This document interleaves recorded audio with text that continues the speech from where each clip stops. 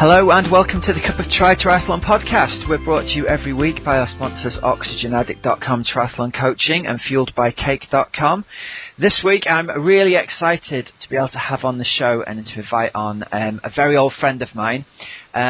You will probably have heard of this young lady. Jacqui Slack is making big waves around the world in the world of Xterra triathlon racing. Now Jacqui, welcome to the show. Hi Rob, thank you very much for having me. Oh, it's brilliant. Thank you so much for coming on. Helen and I have been following this Xterra triathlon with interest this year because neither of us have got any background at all in off-road triathlon, but we both love mountain bikes, and Helen's really big fan of the ultra-distance trail runs and stuff like that. So we both keep saying to each other, we should enter one of these off-road triathlons. That looks really good fun. And every time we've read about it on Slow Twitch or on Twi 24/7, your name pops up as having won this or finished second here. And so it's brilliant to finally get you on the show. Yeah, thank you very much. Xterra is definitely what I do now, and come from a normal triathlon background. I got into Xterra about 4 years ago, I think, and that's certainly what I suppose I've become a little bit more well known for. Yeah, it certainly is. I mean, I was going through your website a little bit earlier on today and having a look at some of your results, and I mean, I'd read the results that you'd had when they pop up online, but when you go through your race bio, it's just mind-blowing that 2014 you've done about 14 races, and it's like first, third, second, third, first, third, second. So you race loads, don't you? You race much more than any other, I'm going to say like on-road triathlete or normal triathlete would do. Do you find you bounce back from racing faster with it being Xterra, or is it just there's more opportunities to race? I think there's just more opportunities to race, to be honest with you. I race all year round. I wouldn't really say that I have an off-season anymore, purely because Xterra is something that I can do all year round, and I think this is my professional career and I need to make money all year round, so of course, yeah, a little bit forced into racing it quite a lot as well. Yeah, because you've got to earn some money, I suppose, yeah, right? Exactly. I mean, I spend most of my time away from home, so yeah, while I'm all over the world, I need to keep making a little bit of income, really. So yes, I do race a lot and have done for the last 3 years. However, things are going to change a little bit now. I'm a little bit financially better off, and I'm going to be a lot more selective with my races from now on, I think. Right, I see. That's great news. Well, listen, let's go over the greatest hits of your last couple of years. The first thing that stands out is Xterra World Championships. The last 2 years you've finished in 9th place, haven't you, overall? Yeah. And you're also, let's just pop back through here, 2013 you were English champion, German champion, Xterra Guam champion, Tagaman champion, Xterra Saipan champion, and then last year you won the Rapid Ascent Off-Road Tri, Xterra Australia, Malaysia, the Castle Series. I mean, it just goes on and on, doesn't it? It hardly seems like you've been off the podium. I do get on the podium quite a lot. I don't get as many wins, I don't think, as I'd quite like. But yeah, I definitely like to be up there on the podium. And I think with Xterra, I'm a very well-balanced athlete. I'm not probably the best at any particular discipline, but I'm up there in every discipline. And I think just the consistency throughout the races. And I think with Xterra as well, my strength lies in a lot of mental strength and dealing with whatever may arise while you're out on course, like any technical issues or technical sections in the course or really difficult sections that you go to. And I think that's certainly a strength of mine and something why Xterra suits me, just the never die attitude, I suppose. Brilliant stuff. So tell us a little bit more about the races themselves. I'm going to come across as though I'm really ignorant, and I apologise for this as the interviewer, but race distances, is it a standardised distance, or do they all tend to be different with every race, or is there a typical event race? Yeah, they're fairly standard. It's based on an Olympic distance triathlon, really. Okay. They're always a 1,500 metre swim, generally a 30 to 34 kilometre bike, and usually a 10 or 11 kilometre run. The bike's definitely the longest portion because a 30 kilometre bike on the mountain bike could be anything up to 2 hours, really, depending on how difficult and challenging the course is. And the same with the run, really. There's some runs which are perhaps 8.5 kilometres, but when you're hiking up and down a waterfall, it's taking you like 50 minutes to an hour, so it's always a bit longer than your average road 10k time. Yeah, of course. And from the photographs that I've seen, they do tend to make the courses really challenging, don't they? It's not just a trail run. There's some serious scrambling and crossing rivers and going across trees and things like that. Yeah, absolutely. They are my favourite kind of races. That's what Xterra is all about, really. And if it wasn't a challenge, then no one would do it. So certainly over in Asia, some of the Asian races where there are no rules, really. We're climbing down waterfalls, running around down ravines, through pitch black caves, massive drops, even sections where you have to use a rope to lower yourself down. And Xterra England is actually one of my favourite races. There's so many obstacles in that course, and although it's not particularly hilly there, there's just so many obstacles to duck under and dive over, and there's a particular trench in the Xterra England course which I've tried numerous times to clear, but I keep end up falling in and hitting the other side with my chest. So there's lots of challenges in Xterra, but that's why we do it and that's why we love it. Great stuff. Now listen, let's take you back a little bit. As a child, what was your sporting background? How did you end up involved in triathlon? I was a swimmer, actually, when I was younger. From about the age of 8, my mum took me to a professional swimming club, Cossacks, which is in Stoke-on-Trent, where I grew up. And I suppose I was swimming till I was about 15 and went to national championships. And then at the age of 15, I actually had a really serious back injury. And I was out of the sport for about a year trying to fix my back injury. And when I was about 16, it was just probably the wrong age, because to get back into it then was very difficult. And the people that I swam with had moved up a couple of levels, really, and I was no longer able to do what I was doing. And at the age of 16, I found other things in life, boys, going out. So I actually fell out of swimming and sports for a couple of years, really, until I started to work in my local leisure centre as a lifeguard. And I think I was 21 when I did my first triathlon. And the only reason that I found out and knew about triathlon was going to watch some friends race as a team in the Bala middle distance triathlon. Right. I saw a few people race there, and a couple of the girls, I think it was Jess Stark-Peterson back then, and she just looked absolutely phenomenal. This really strong woman, so professional looking, and I just said to myself, this is what I want to do. And from then onwards, I think that year I entered like a sprint triathlon or something and finished second or third overall or something, and it just took off from there, really. A few years on, I'd done quite a few triathlons, and I'd met a really good coach then, Gavin Rogers, who to this day I will still give him a lot of credit for where I am today. He really pushed me into believing that I could race at a much higher level than I was, and I went to a few age group world championships, and I think my first one was in Switzerland, Lausanne, in 2006.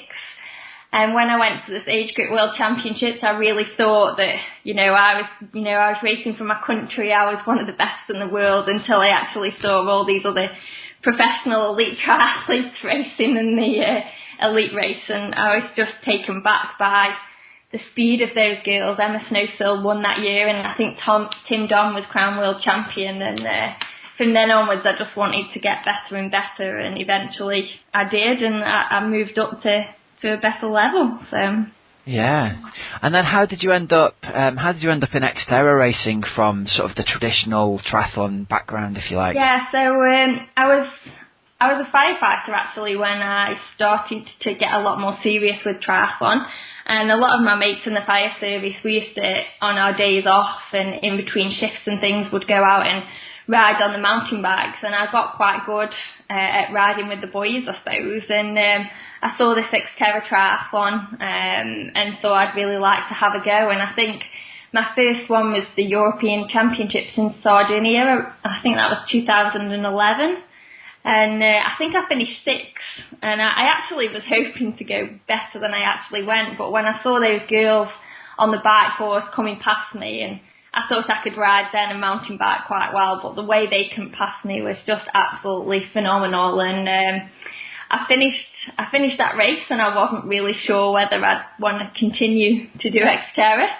I did a little bit more road triathlons that year, and then I think I met my boyfriend Ben Allen towards the end of that year at another Xterra race that I had a go at, and I think I just fell in love after that, really, with both of them. And so then 2012, really, that's where the results list kicks off on your website, and obviously you're straight onto the podium at pro level there, aren't you? Pretty much every race you've got listed, you're 2nd, 3rd or 1st, which it must have been amazing for you in your first proper season racing to be sort of scoring those results and making a living from it, I'd guess. Yeah, it was incredible, really. That particular time of year I took quite a lot of risks. I had another 6 months from sabbatical from the fire service, and after that 6 months, which had come to an end in June, then I had to make the decision as to whether I wanted to go back to work or not. So I had quite a lot to work for and quite a lot to prove to myself, really, that this is what I want to do. But I trained really well, and Ben and I entered the Xterra Asian Tour, which was Philippines, Guam and Saipan, and I actually made the podium in every race. I think it was 2nd or 3rd. I wouldn't say I had the best races there. I got lost a couple of times on course. I think I had a lot of crashes, but I learnt so much from those races, and I think that year I went on then to race New Zealand and Italy, and I won both of those races. And I think the Italy race was actually the turning point as to where I thought, actually, I can be really, really good at this. And it went from there. And I think just that time of year, June time, I told the fire service that I wasn't going to go back to work for them anymore, and I was going to continue my career as a professional triathlete, Xterra athlete. Wow. Living the dream, hey? Yeah. So did you basically stop working then completely and just threw your lot in and I'm going to go pro, this is it, it's all or nothing? Yeah, that's pretty much what I did. So wow. I've got quite a few savings, which I definitely needed for my first couple of years. And obviously I'd got some fairly good results behind me that half of the year, and I threw it all in. I'm not sure how pleased my family were that I did that, because it was a very different career path from the way that I've actually been brought up. But my boyfriend Ben was really, really supportive, and it's something that we did together and have worked really hard on since to become real professionals of the sport. Yes, I mean, it's obvious looking at the races that you do and the results that you've got. You guys travel around the world an awful lot of the time, don't you? Are you based in the UK some of the time and in Australia some of the time, or are you basically living out of hotels all the time? How does that work for you? Yeah, a little bit. I suppose we have a general plan every year, and the year always finishes with the World Champs in Maui. So we're usually in the US for about 6 weeks before that race, training leading up to Maui. Then we'll spend Christmas in Australia, usually until around March time. Usually November time is our little bit of an off season. We'll take a break and a breather and just enjoy family life. And December's a bit more of a build up. January, February, March, then we're preparing for the early season races, which is the Asian Tour. Which has been a really great start for us. It's a perfect start to our year. It's a good way to get some races in, and also a good way to make some money for the rest of the year, really, and get some recognition and see where we're at. And then usually around May time we'll head back to Europe, and I'll come back to England to spend a little bit of time with my family. And then we're off to Europe pretty much to race usually the European Xterra Tour. And then in the past couple of years, we've just tended to move from race to race to race. There's so many races now in Europe, you can pretty much, like you say, live out of a suitcase and just get from one race to the next race straight away. And I think with Xterra there's a lot more planning which comes with the races. It's so important for us to get out there and ride the bike course, run the run course leading up to the race. So really you need to give yourself a week to do all that and then to recover for the race again. But that's pretty much our year. So I do have a bit of time in England just to recover and catch up with family. But most of the time we are living out of a suitcase. Living the dream. It sounds awesome to me, I've got to say. So how easy or hard is it to actually make a living as a pro triathlete on the Xterra circuit, in terms of presumably it sounds like you're making decent prize money because you're on the podium a lot of the time, but it must also eat up a lot of that money, you know, the fact you're living in hotels a lot of the time as well. Yeah, I think definitely I've come to realise that I'm never going to make money in the sport. It's certainly more about a lifestyle, and it's very difficult to actually save anything if you want to go on to the next race. I think over the years, Ben and I have met some absolutely amazing people. We've got some wonderful homestays in most parts of the world now. We go back to those homestays every year, and that's kind of how we select our races a little bit as well. I see. So you've got people who will look after you for the week, and yeah, exactly. Wow, that's amazing. So we've got some brilliant friends in Germany, and we always go back and do the German and the Czech race for those reasons. We can stay with some really great friends who we love being around and do 2 races fairly cheaply. The same when we go over and do the Asian tour. In Guam and Saipan, we've got some fantastic friends there, and we go there and we live with them for a month, and that's kind of how we get by, really. We're very lucky that we have met some fantastic people, and we really love going back to see them, and in a way that is how we choose some of our races, so we can go back and see our friends as well, really. So nice. It takes the pressure off a lot, and it makes the trips much more enjoyable than being in a hotel all the time. Sure. And how are things for sponsorship in the Xterra world? I'm imagining it's not very difficult to get hold of people who will give you kit for free, but do you manage to get any sponsors who will support you financially, or is it all down to prize money? Yeah, financial sponsors are very, very difficult, I think, in any kind of triathlon, whether it's road triathlon or off-road triathlon. Our sponsors, we've got an amazing group of sponsors, and like you say, they give us some of the best kits and equipment around to use. Some of our sponsors do give us financial incentives, so if we do perform well and make the podium, then we get financial bonuses, which is really awesome. But mainly it is on the prize money, so we have to really look at what races to go to and look at what the prize money is. This year in Australia, there's been 2 really, really big races. One of them, Xterra Asia Pacific Champs, which has got $50,000 worth of prize money split over male and female.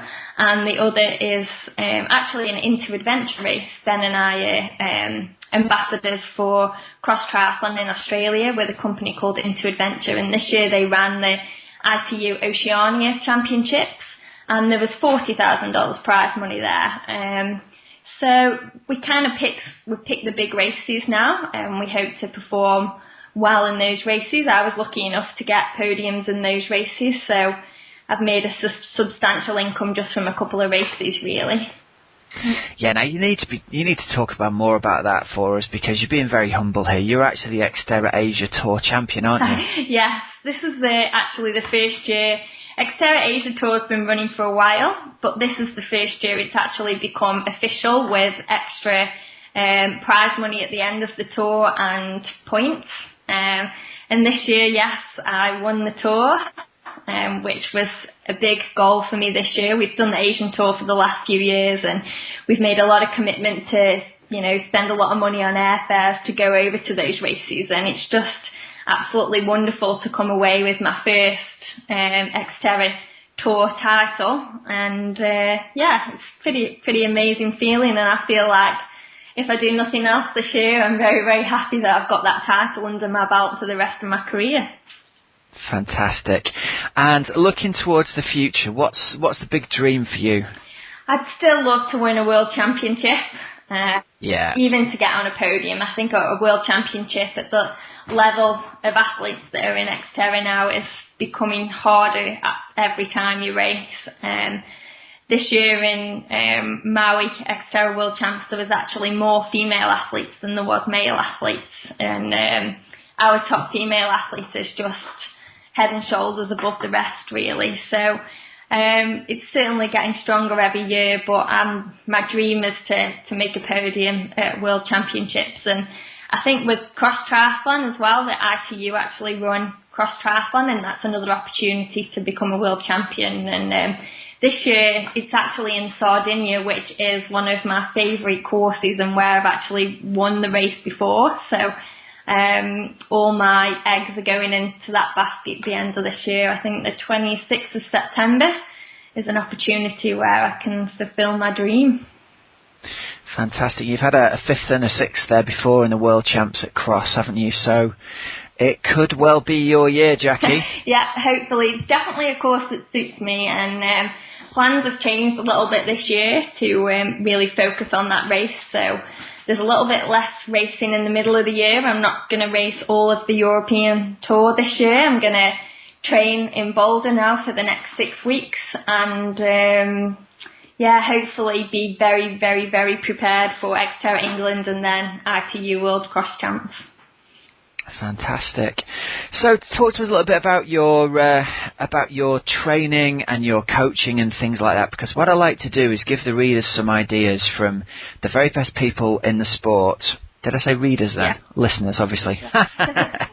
Give our listeners some ideas that they can take away from the very best people in the sport. So your day-to-day training, how does it evolve, if you like? What sort of things are you doing on a day-to-day, week-to-week basis that people might be able to learn stuff from? I definitely think consistency is the key. You probably hear this so many times from all athletes, but I certainly think consistency is very, very important. I work with a local coach actually who's based in Nottingham called Alex Hall, and he sends me training every Sunday evening for the rest of the week. And considering I'm an Xterra athlete, I'd say predominantly 90% of my work is on a road bike or time trial bike. I'd do probably one session a week where I'll do some skills practice on the mountain bike. But I'm probably doing, on good training blocks when I've got no races, 5 swims a week, probably 5 or 6 rides a week, and 5 or 6 run sessions a week. And certainly in long training blocks where I've got no races, I'll probably do 2 or 3 weight sessions every week as well. So it really is pretty much every day, 3 or maybe 4 sessions a day, really hitting it hard. Yeah. And it sounds like a lot of your bike training is fitness based rather than skill based. Would that be fair, do you think? Yeah, absolutely. I think with Xterra, although it's very, very challenging for a lot of people, it's not quite the same as being a professional mountain biker. When they do their training, it is very, very much skills based and a lot of power, whereas Xterra is a cross between skill, but it's also a lot of the races involve a lot of like long climbing, fire roads where you need to push on. So skills wise, as long as you've got some skill and you're very good, you can get away a lot with some really good fitness as well. So I see. So it's not quite as technical as the mountain biking pure racing would be. Not quite, no. I think their races are usually laps of 4 or 5k, and they're always constantly up, down, pushing really, really technical, challenging sections, whereas an Xterra is more like a 30 to 35k loop, and you might get some of that in the ride, some technical stuff, some technical climbs and descents, but it's certainly doesn't take as much out of you as a mountain bike race would. I see. And what tips might you have for someone who's considering doing Xterra England, say, for the first time? They've never done an Xterra triathlon. Is there any hints and tips you could give them? Yeah, most definitely. I think the most important thing to Xterra and off-road triathlon is to be relaxed and enjoy it. I always have my best races when I'm relaxed and I'm kind of going on the whoop-de-whoops and I'm shouting out loud going, woohoo, this is great kind of thing. So definitely to be relaxed. So the Xterra is all about the enjoyment of the sport and the challenge. But certainly you've got to be able to ride a mountain bike. You need to get out there and practice some skills. If you can ride with a group of people, generally a few people who are probably a little bit better than you, and try and follow the lines they pick through the trails, then I always find that really helps. And be confident. I think if you're not a confident rider, Xterra is probably not for you. You need to be prepared to have a go and challenge yourself. And we all crash. Everybody crashes. I've probably crashed more than anyone. But it's about taking those little risks and being a lot more confident and testing your limits, really. I see. And you mentioned earlier on that you find it quite important to actually get to the course and ride the course ahead of time.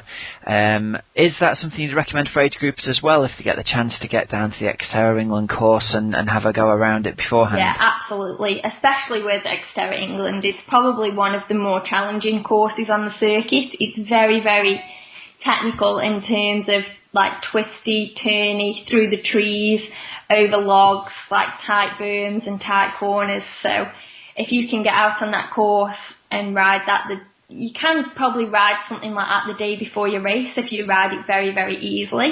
And I would say that you would probably save about 5 minutes over your whole ride time just through knowing how to take the corners, what gears to be in, knowing whether you can go over the rock, knowing whether you can do the drop off or whether it's quicker for you to get off and walk. So if I was to give any age group as a tip out there, I'd say try and arrive 2 days early and really get out on that bike course and practice a few sections that you're unsure of. I know last year at Xterra England there was a particular section which I couldn't ride. It was a very, very short uphill and you needed a lot of power to get up it, and I went with Ben and I couldn't do it the first couple of times, and then after that I did it and I nailed it, and it probably saved me a good minute in the race through getting off before, walking up the hill and then getting back on after. So it's super important to practice those sections. Interesting. All right, that's great advice. Thank you very much. Now, one final thing I've been wondering about is from an age group experience, are there a lot of riders on the trail all at once? Does it get quite clogged up, and does it ever affect the pro race? Yeah, it can do. A lot of races now, there's always usually maybe a couple of kilometres of fire road, so that when all the swimmers are getting out of the water at similar times, you can kind of push on ahead the better riders or slow down a bit the slower riders before you get into anything too technical. But it does happen. The courses generally you wouldn't have more than 2 laps, so it's a 15k lap, and I think if you are an age grouper and you are not competent on the course and you hear someone coming from behind, try and just pull over if you can into a safe place. But certainly also don't pull over where it's unsafe. The riders behind are the more competent riders, and they will find a safe way around you. Usually the professional athletes will call out and say professional athlete coming or rider on your right. And generally the people who are not that confident have always been really good and will just move to one side of the course. So some races it does get a little bit congested, but it's just the nature of the sport, I think. And we're all in it because we love the sport, and generally most Xterra riders that I know are very polite. I will always say, pro rider coming through on your left or your right, and give the person ahead just the opportunity to gather themselves and decide what they want to do, really. I see. Yeah, good stuff.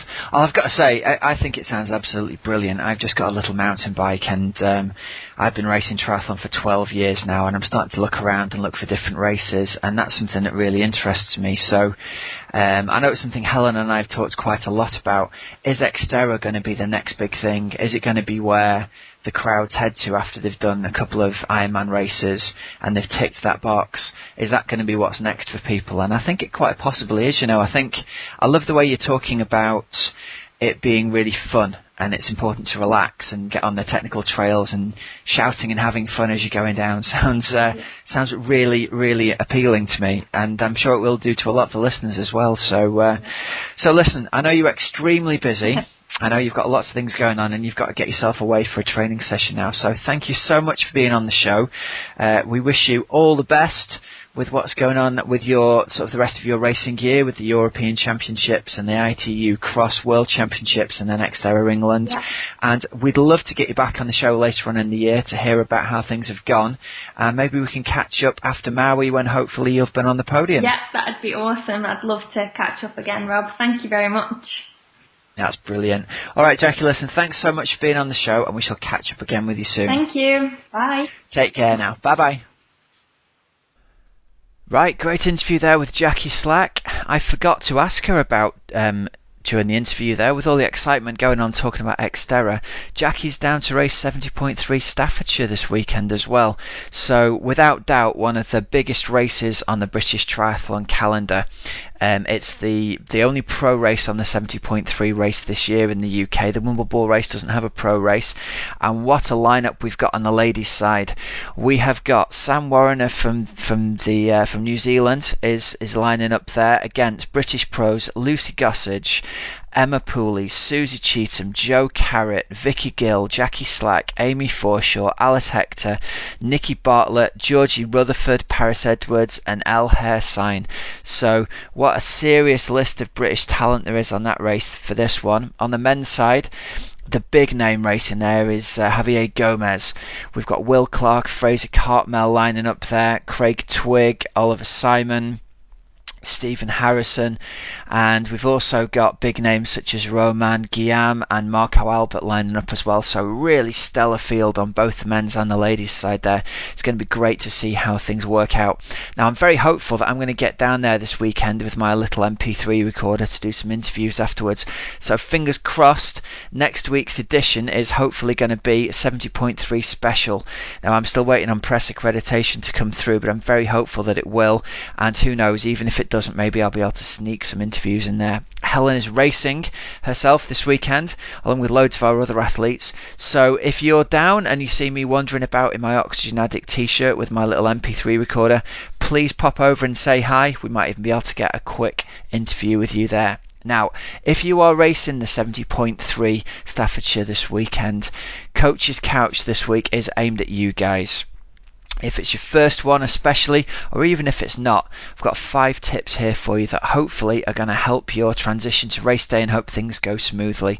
First thing is, get yourself seated correctly at the swim start. If you can get yourself a few rows back if you need to be, or even right at the back if you need to be, you need to try and guarantee yourself the best chance of having a smooth start to the day. If you get yourself too far forward, or you get excited and you end up right on the very front line, it's guaranteed to be a very unpleasant first few minutes as people swim over the top of you, and you absolutely don't want that in a long distance race. What we want you to do is have a nice smooth mellow start to the day, and the best way to do that is start 2 or 3 lines back if you're a moderately strong swimmer, or towards right at the back of your wave if you're not a confident strong swimmer. And the worst thing that happens is then you're going to swim past people and you'll swim around people. If you start too far forward, you can end up very, very scared that people are swimming over the top of you, so avoid that one. Second tip is to know the course. The bike course is extremely windy. There's lots of corners, there's lots of uphills and downhills, there's lots of loops here, there and everywhere. So make sure that you know the course. If you get a chance to drive it on the day before the race, that's not a stupid idea. It is a split transition, so you're going to have to make your way between the 2 sites at one point anyway. So my advice would be to get yourself driven around at least some of the course so you know what's going on. And then for the run course, similarly, when you're over there checking in your bags and stuff, get a chance to check out some of the run course, even if you just get down a couple of miles each way as a bit of a jog to warm you up the day before the race. Knowing that course can be invaluable the day before the race. Now, pacing. My big tip for you here is that nobody wishes that they'd gone a little bit harder out of transition as they're on the midpoint of the run. Especially the 10 minutes out of transition, out of T1 and out of T2, are really big chances to make extremely bad choices on how hard you're going to ride. What we want you ideally doing is riding at a nice mellow pace out of transition and running at a nice mellow pace out of transition. If anything, you should be thinking to yourself, I could go a little bit harder here, because it's really, really easy with the adrenaline of race day to push yourself that little bit too hard. What I'd like you to do is back off a little bit and run comfortably. And generally a good tip here is if people are passing you on the bike and if people are passing you on the run within those first 10 minutes out of transition, then something is going right. Most people are making mistakes with their pacing, and your big challenge is mentally let them go and you'll reel them back in later on in the race. Tip number 4 is on nutrition. It's a long enough day at 70.3 racing that if you don't get your nutrition right, or if you forget to eat, then you're going to have a very, very long run, and it might be a long walk at some points as well. So my tip here is that success on the run is set up with correct nutrition on the bike. My advice would be to try and get 250 calories per hour into you on the bike ride. So you need to be looking at between 750 and 1,000 calories during that bike ride if possible. That can be as a combination of gels and the power drinks that they'll give out on the course, and you can even look at eating some solid stuff on the midpoint of the ride as well. My personal tip would be to try and leave 30 minutes towards the end of the bike ride where you certainly don't eat anything solid, and ideally don't take anything either liquid or gel in the last 15 minutes of the bike. Let your stomach settle a little bit. And then when you get onto the run, as soon as you get to that first aid station on the run, you can move on to getting some liquid calories in there. On the run, I'd advise trying to get as many as you can in just from liquid. It's okay to switch to gels at that point as well, but you'll probably find you can get yourself through just on energy drink and Coke at the aid stations there. And it's easier to put a little bit more in later on than it is if you load up earlier on and you end up running quite hard in a 70.3. It's very easy to end up with too many calories in there and end up with a stitch, or worse, feeling sick. So it's easy to err on the side of caution with those calories and try and get them in later on in the run in the form of Coke if you need to. And finally, the 5th tip is hydration. If it's a hot weekend and it's looking like it might be quite pleasant, you're going to need to be drinking a little bit more during that race than you would have done in training. My tip is to try and get one of those bike bottles down for every hour that you're out there riding. The worst thing that's going to happen to you on a 70.3 is that you need to stop and have a pee on the run. But if you don't take quite enough in, it can be, again, the consequences of being dehydrated can be very unpleasant indeed. So try and get a bottle down an hour on the run, and again, drink to thirst on the run later on, and just try and get your calories in the form of power drinks and in the form of Coke. So that's all from this episode of The Cup of Tri. Sponsors again have been oxygenaddict.com triathlon coaching and fuelbycake.com charity cake book. We are at the point in the year where we have got 13 weeks to go until Ironman Wales and Challenge Weymouth. If you're looking for a training plan, they're available on the oxygenaddict.com website. We've got 12-week plans available there. I think we're somewhere in the region of 15 weeks to go to Ironman Mallorca, and a little bit more to Kona.